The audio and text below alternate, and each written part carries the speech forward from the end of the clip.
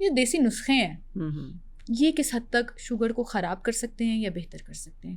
لیکن ڈپینڈ کرتا ہے نا وہ دینے والا کون ہے.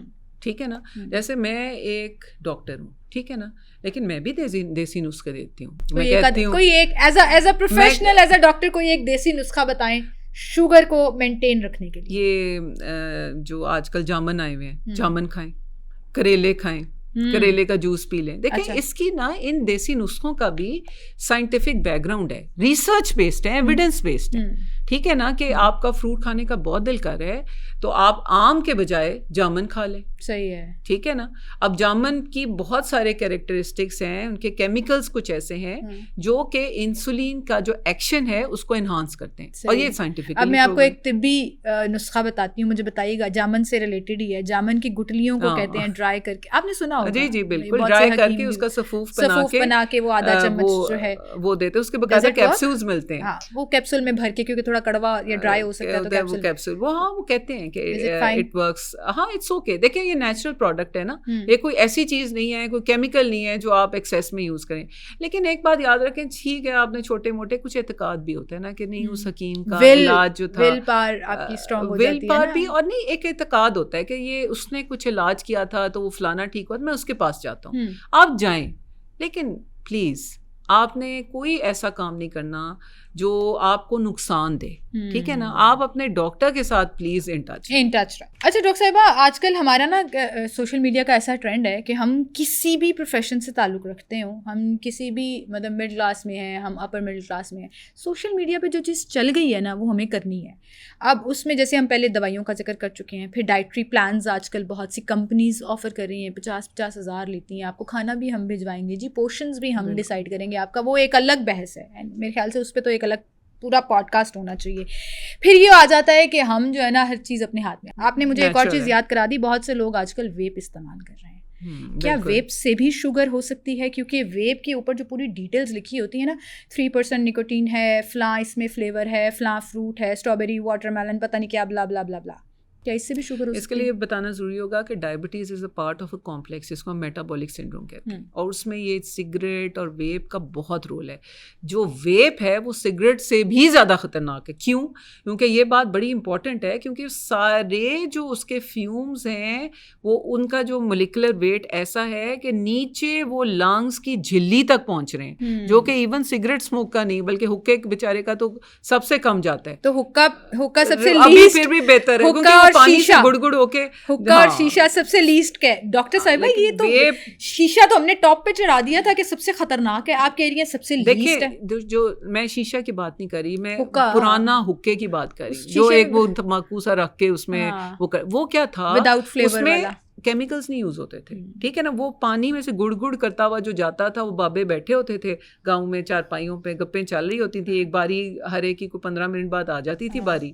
وہ ایک سوشل سارٹ آف, وہ میں یہ نہیں کہہ رہی کہ وہ لیں, وہ بہت اچھی چیز ہے, لیکن میں اس کو مجھے تھوڑا ٹیمپٹنگ لگ رہا تھا. میری پر نانی پیا کرتی تھی اور ہم چھوٹے ہوتے نا چوری چوری ان کے حقے سے کش لگاتے ہوتے تھے انجوائے کرنے کے لیے.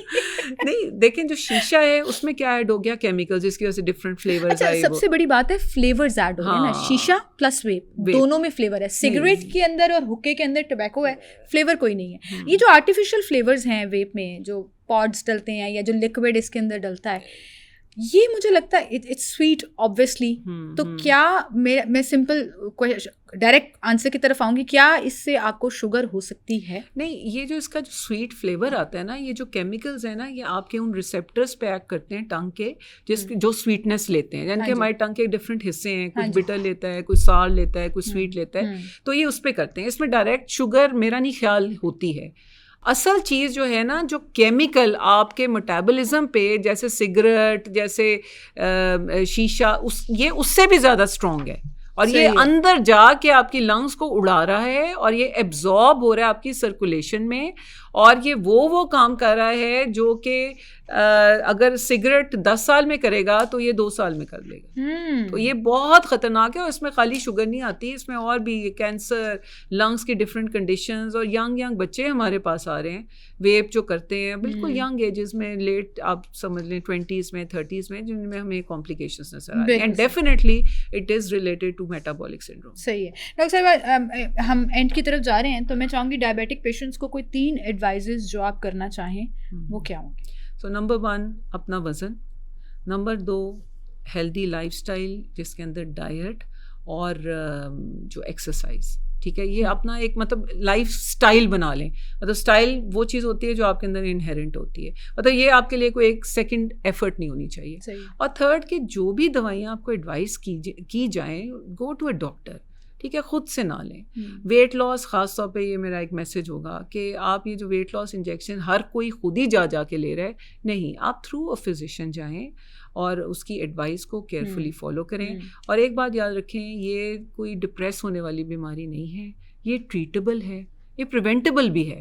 آپ ٹریٹمنٹ اچھی طرح لیں, آپ اس کو ہونے نہ دیں, اور آپ بس بریولی اس کو فیس کریں. ہاں, اس میں پریشان نہ ہوں, لیکن یہ ہے کہ اس کو کمپلیکیٹ نہ ہونے. اس میں تھوڑا سا ایک ایڈ کرنا چاہوں گی ان تمام آنٹیوں کو, ان تمام امیوں کو, ان تمام لڑکیوں کو جن کو شوگر ہے یا اس طرح کی کوئی بھی ڈیزیز ہے. ہم یوزلی کیا کرتے ہیں, ڈاکٹر سے واپس آئے, دوائیاں لی, ہاں اتنی ساری دوائیاں دے دی ہیں, اب میں پتہ کیا کروں گی, اب میں صبح والی کھاؤں گی, شام والی نہیں کھاؤں گی, بالکل میں تو ایسے ٹھیک ہو جاؤں گی. Don't do that, this can be very dangerous. On the top of the list یہ میں اپنی امی کو کہہ رہی ہوں, جو میں ان کو سمجھاتی رہتی ہوں کہ پلیز یہ مت کریں. اگر ڈاکٹر نے آپ کو 10 دوائیاں دی ہیں تو کسی وجہ کی وجہ سے دی ہیں, تاکہ آپ کا بیلنس جو ہے, اگر 8 دی ہیں اور 6 مہینے بعد چینج کرے گا تو لیٹ دا ڈاکٹر ڈیسائڈ. سب سے بڑی بات یہ ہونی چاہیے. جاتے جاتے آخری ایک میتھ جو میں بس کرانا چاہوں گی, آپ نے اوور ویٹ کا دوبارہ ذکر کیا تو میرے ذہن میں کہیں کارنر سے نا ایک سوال آ گیا کہ ہم یہ کہتے ہیں جو موٹے لوگ ہیں نا صرف شوگر ان کو ہوتی ہے, پتلے لوگوں کو شوگر نہیں ہو سکتی, اسمارٹ لوگوں کو تو ڈائبٹیز نہیں کرے گی. نہ بالکل نہیں, اس میں تو باقاعدہ بہت اسٹڈیز ہوئی ہیں, اس کی جینیٹک پری ڈائلیکشن ہوتی ہے باقاعدہ کچھ لوگوں میں, اور بالکل ایسے نہیں ہے.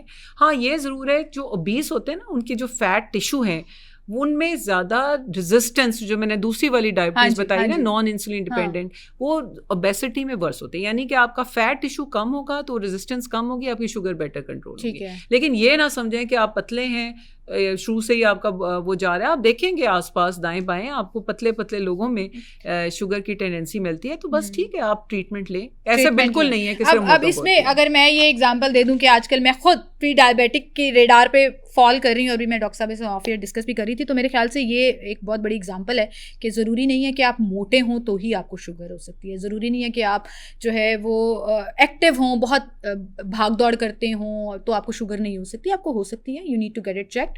اور میرا مشورہ پلیز مان لیں, مہینے میں صرف ایک دفعہ ہی صحیح, اگر آپ 30 سے 40 کی رینج ہے آپ کی ایج کی, تو جاتے جاتے گزرتے گزرتے کسی بھی فارمیسی سے, کسی بھی کلینک سے صرف کہیں کہ جی میرا فاسٹنگ شوگر چیک کر دیں, یا میری کوئی بھی کھانے کے 2 گھنٹے بعد والی شوگر, ایک رینڈم نمبر جو ہے وہ کبھی نہ کبھی لے لینا چاہیے, وہ آپ کو کہیں نہ کہیں انڈیکیٹ کر دیتا ہے.